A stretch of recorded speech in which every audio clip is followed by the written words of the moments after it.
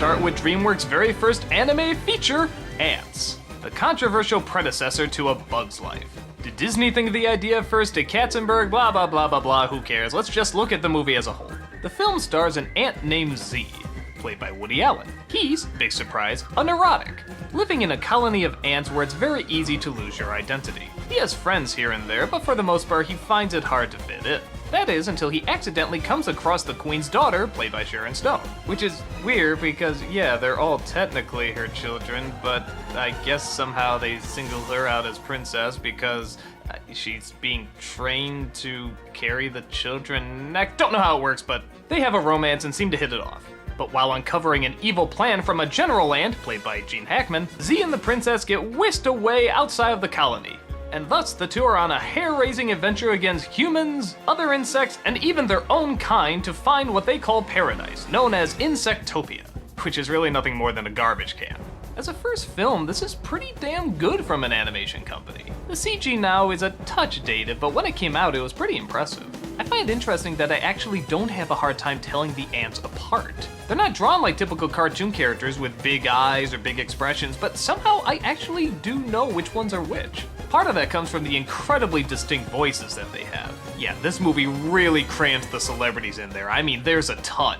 But to its credit, they all sort of fit. Woody Allen as the neurotic, that's a no-brainer. Gene Hackman as the bad guy, that works obviously. Stallone as a soldier obviously fits well. Jennifer Lopez as one of the tough miners, that works too. Danny Glover as a supportive comrade. Dan Aykroyd as a snobby sophisticate. These actually really do fall together. That is all except for one. What the hell is Christopher Walken doing in this movie? And I'm not at all about the Christopher Walken hate. Anything he's in, I'll take it. But why? He has like no role. He's the assistant to the general, and that's it. There's no other character to him. He's not weird, he's not strange, and his voice sticks out like a sore thumb. Imagine it. Strong colony, sir. Colony we can be proud of. I just remember snickering the whole time because every time he opened his mouth, I'd be like, oh, that's Christopher Walken and he sounds funny. I wish he was given funny stuff to do. But while we're on the subject, the film is pretty funny. I mean, okay, not knee-slapping funny, but it certainly does great in creating these grand environments, made out of everyday small things. Their view of the world and the way they actually act as a colony is pretty entertaining. Literally, at birth, they decide whether or not they're gonna be a worker or a soldier. And of course, there's a lot of obvious commentary in either following the pack or being an individual, and where you draw the line. Which is why I think the film really does work better for maybe a younger audience. I remember when I saw this, I was a junior in high school. I was going through my rebellious artist phase, and this is just the movie I wanted to see. Not realizing that a bajillion movies more that year and the following years were going to come with a very similar message. It's not a bad message, it's just kind of been hammered to death in other films, and yeah, this one kind of hammers it to death too.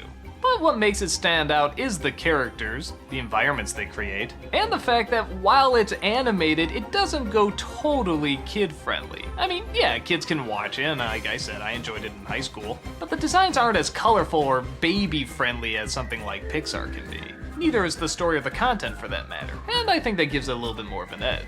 Even the bad guy's diabolical plan at first I thought was kind of cliched. What, he just wants to wipe out the weak, start all over, and have a survival of the fittest type thing? But when you really look at the way they set up this colony and the way things work, yeah, actually you can see how a character like that would be formed.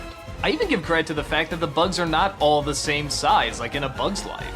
Everything is actually to scale. The termites are much bigger, mantises are much bigger, bees are much bigger. It's like, yeah, bugs aren't all the same size, and that makes for a much more entertaining and threatening world to go through.